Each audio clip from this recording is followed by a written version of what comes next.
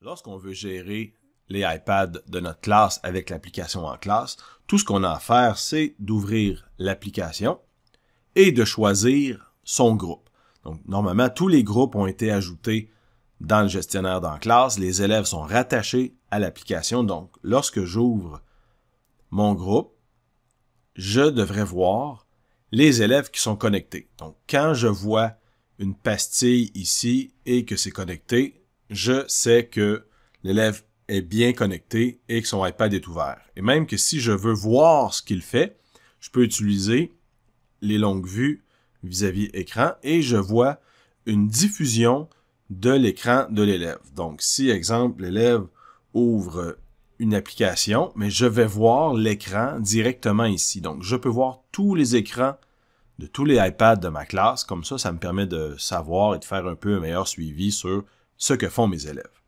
Mais au-delà de ça, ce que je peux faire comme enseignant, c'est de cliquer sur « Ouvrir une application » pour que tous les élèves ouvrent une application particulière.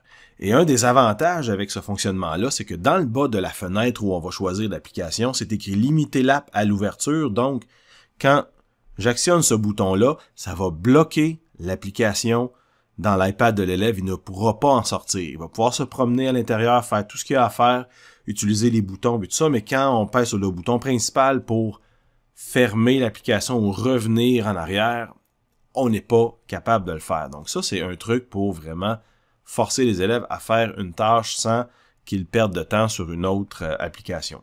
Donc, exemple ici, si je fais ouvrir une application, bien automatiquement, sur l'iPad de l'élève, je vois que l'application est ouverte et que si je clique sur le bouton principal, ici, là, en appuyant plusieurs fois, là, on voit que le raccourci pour certaines fonctions d'accessibilité. Donc, vous voyez que l'élève est pris là, il ne peut pas rien faire. Donc, moi, comme enseignant, après ça, ce que j'ai à faire, c'est de cliquer « Déverrouiller » pour revenir à déverrouiller pour que les élèves puissent fermer l'application par la suite. Donc là, maintenant que c'est déverrouillé, l'élève va pouvoir revenir à ce qu'il souhaite faire. Une autre fonctionnalité qu'on a, c'est naviguer. Donc, c'est un peu le même principe, sauf que cette fois-ci, ça nous permet de pousser ou bien des livres qui sont présents dans nos tablettes avec l'application iBooks ou d'utiliser des liens qu'on aurait avec Safari. Donc, exemple, si dans mes favoris, j'ai un lien vers, entre autres, exemple ici, guide de l'iPad, ben je pourrais aussi limiter l'application à l'ouverture pour que ça reste dans Safari au lien guide de l'iPad. Donc, automatiquement, les iPads des élèves vont se retrouver dans Safari à l'adresse que l'on a déterminée. Donc, de la même façon, je dois déverrouiller pour que l'élève puisse fermer l'application et sortir pour faire autre chose. Donc, vous voyez qu'avec ces outils-là, présentement, on est vraiment capable de s'organiser pour que nos élèves restent dans la tâche sans faire d'autres choses. Le bouton « Verrouiller » « Déverrouiller » qu'on a utilisé depuis le début pour déverrouiller l'application qu'on avait envoyée a une autre utilité lorsqu'on n'est pas en envoi automatique d'application. Il sert vraiment à verrouiller tous les iPads pour que l'élève ne puisse plus rien faire et se concentrer à regarder l'enseignant ou l'enseignante en avant. Donc ça peut être très pratique si on souhaite vraiment avoir l'attention des élèves à un moment et que tout doit être bloqué. Donc, encore là, pour le débarrer, on va cliquer sur « Déverrouiller ». Donc, et là, quand c'est verrouillé, c'est bien certain que l'élève doit retourner avec son mot de passe pour être capable de revenir dans son iPad. Autre bouton, « Couper le son », ben, ça permet de couper le volume, le son des iPads. Donc, si on veut pas qu'il y ait de bruit, on peut le couper. Si on fait des connexions, ben ça, c'est à la fin du cours, on pourrait s'organiser pour que tous les élèves soient automatiquement déconnectés pour ne pas qu'ils restent connectés dans leur session. Donc, on pourrait utiliser ça ici. Donc, le bouton, après ça, longue vue, me permet de voir des vignettes des élèves ou de voir ce qu'ils font à l'appareil.